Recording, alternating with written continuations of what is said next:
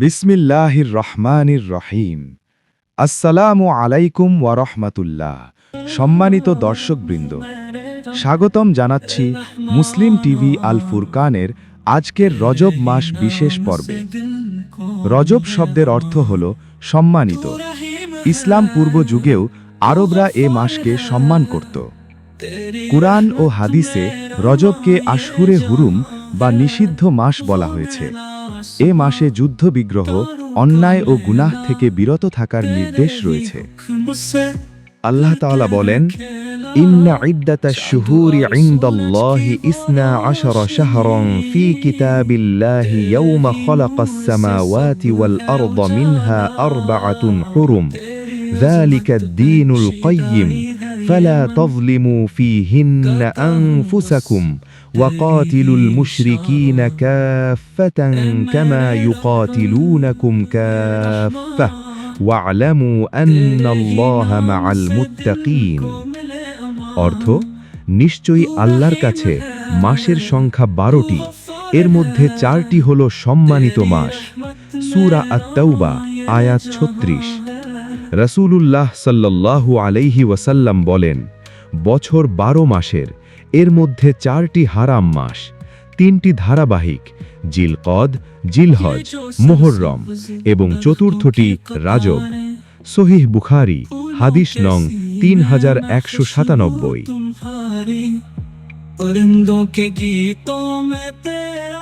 রজব মাস হল হিজরি বর্ষপঞ্জির 7ম মাস। এটি আল্লাহর কাছে অত্যন্ত সম্মানিত। হারাম মাসে গুনাহের শাস্তি গুরুতর এবং নেক আমলের সওয়াব বহুগুণ বৃদ্ধি পায়। ইমাম কুরতুবী রহিমাহুল্লাহ বলেন, হারাম মাসে গুনাহ করা অন্যান্য সময়ের তুলনায় অধিক ভয়াবহ। সালাফে সালেহিন বলতেন, রজব হল বীজ বপনের মাস, শাবান হল পরিচর্যার মাস, আর রমজান হল ফসল তোলার মাস। অনেক আলেমের মতে নবী সাল্লাল্লাহু আলাইহি ওয়াসাল্লামের ইসরা ও মেরাজ রজব মাসে সংঘটিত হয়েছিল। এই রাতে 5 ওয়াক্ত নামাজ ফরজ হয় এবং নামাজের গুরুত্ব প্রতিষ্ঠিত হয়।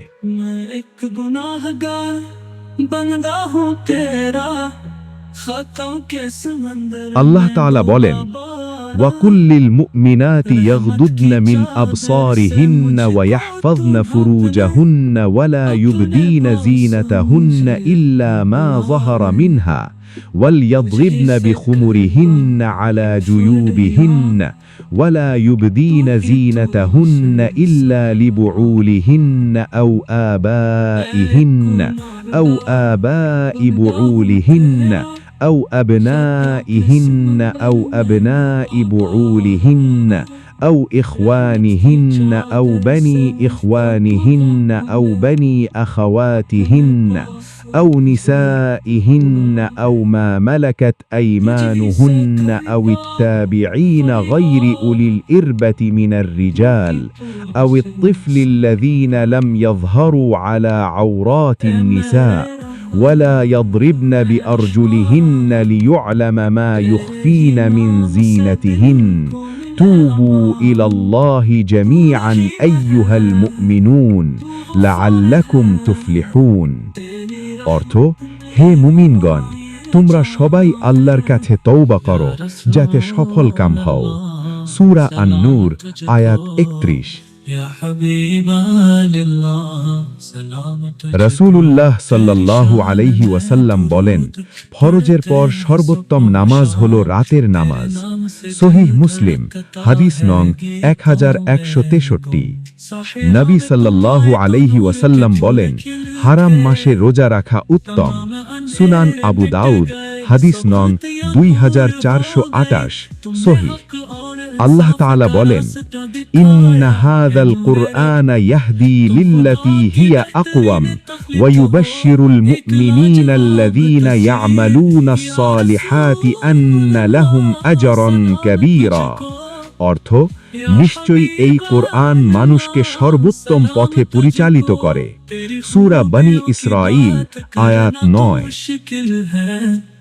रहमत की चादर से घरा है तेरा पूरा রাসূলুল্লাহ সাল্লাল্লাহু আলাইহি ওয়াসাল্লাম বলেন, যে ব্যক্তি আমার উপর একবার দুরূদ পাঠ করে আল্লাহ তার উপর 10টি রহমত নাজিল করেন। সহিহ মুসলিম, হাদিস নং 384। या रसूल রাসূল সাল্লাল্লাহু আলাইহি ওয়াসাল্লাম বলেন, যে আমাদের দ্বীনে এমন কিছু সংযোজন করে যা এর অন্তর্ভুক্ত নয় তা প্রত্যাখ্যাত। সহিহ বুখারী 2689 ও সহিহ মুসলিম 1718।